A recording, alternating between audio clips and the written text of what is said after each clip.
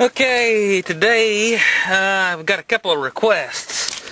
The first one I'm going to work on goes to the user Maybelline 66 regarding the alternator and power steering brackets. Okay, I think what you're asking about is the bolts that gets this whole mess here off. There's one bolt behind the tensioner. You take it out. And of course you pull this bolt out and there's a stabilizer here. You pull this off and there's one bolt here. I think these are like a 14, no, I take it back, they are a 13 millimeter.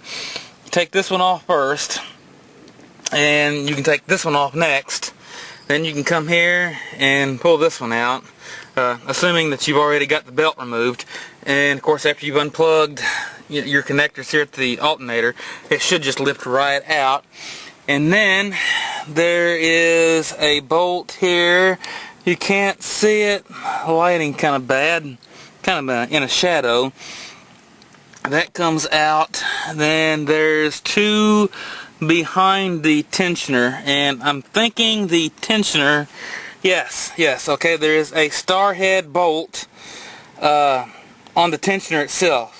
You take it out, and I forgot it's like a T20 or a T30 that fits that. You loosen it and it will come out and you should be able to get to the two bolts. On this side you can see them. One is like directly behind where the tensioner bolts, then the other one is way down on the bottom. It's kind of in a blind spot, but it can be accessed. I'm thinking it's like a 17 millimeter head on the bolt, I think, anyway. And I hope that really covers that part of it.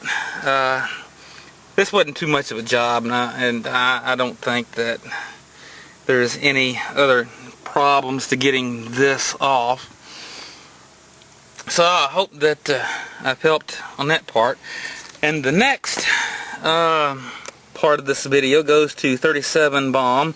Pardon my writing here. Is asking about the AC has defaulted to the defrost events.